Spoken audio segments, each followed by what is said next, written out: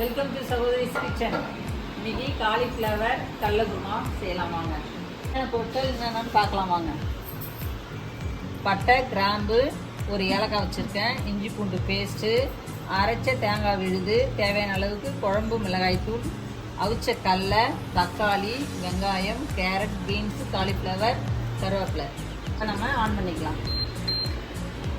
கடலை எண்ணெய் ஊற்றிக்கோங்க.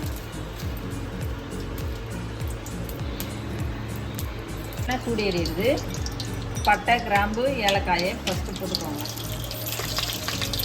வெங்காயம் ஒரே ஒரு பச்சை மிளகாய் கீறி வச்சுருக்கேன், போட்டுக்கோங்க.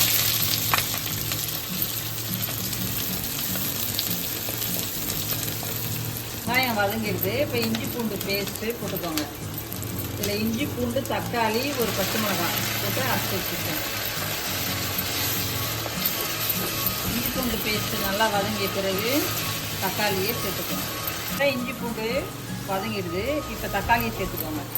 தக்காளி சேர்த்து தக்காளி வதங்கிய பிறகு காயெல்லாம் போட்டுக்கோங்க.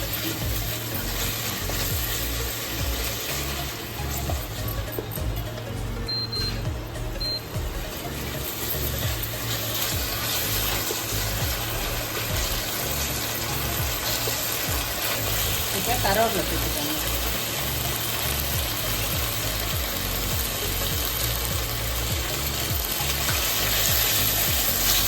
தக்காளி வதங்கிடுது.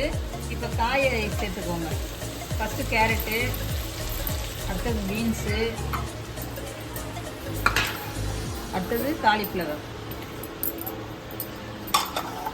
இதில் மஞ்சள்தூள் கொஞ்சம் சேர்த்துக்கோங்க.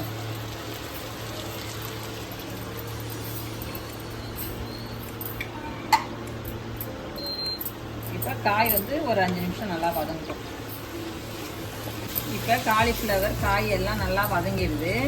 வதங்கிய பிறகு இப்போ நம்ம வச்சுக்கிற கடலையை அப்படியே அந்த கடலை அவிச்ச தண்ணியோடு எடுத்து அப்படியே ஊற்றிக்கோங்க. இதில் கொஞ்சம் கடலையை எடுத்து நான் விழுதாக அரைச்சி வச்சுக்கிறேன். கடலைனா பசங்க அதிகம் சாப்பிட மாட்டாங்க. இதில் போட்டாலாம் பொறுக்கி வச்சுருவாங்க. அதனால் நான் கொஞ்சம் பேஸ்ட்டாக அரைச்சி வச்சுருக்கேன், அதையும் சேர்த்துக்கேன். இப்போ அரைச்ச கடலை விழுதாக அப்படியே சேர்த்துக்கோங்க.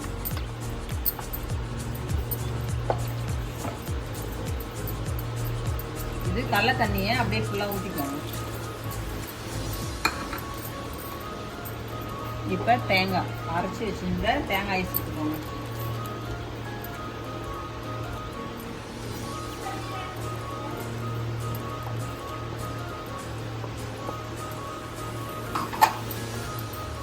இப்போ அரைச்சி வச்ச தேங்காய் விழுது சேர்த்துக்கணும். இப்போ தேவையான அளவு உப்பு போட்டுக்கோங்க.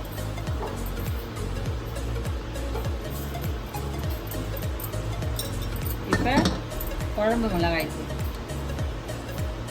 உங்களுக்கு காரத்துக்கு தகுந்த மாதிரி நீங்கள் போட்டுக்கோங்க. நான் 3 ஸ்பூன் போடுறேன். இப்போ ஒரு 20 நிமிஷம் கொதிக்கிட்டோம். காலிஃப்ளவர் கடலை குருமா ரெடி ஆகிடுது. நல்லா கொதிச்சிடுது. இப்போ கொத்தமல்லி தழை போட்டுக்கோங்க.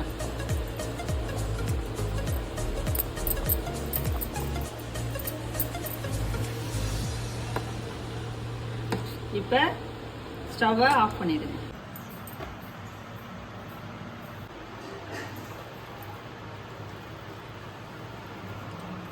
இப்போ பூரி வச்சுருக்கேன், சாரி டேஸ்ட் பண்ணிட்டு சொல்கிறேன்.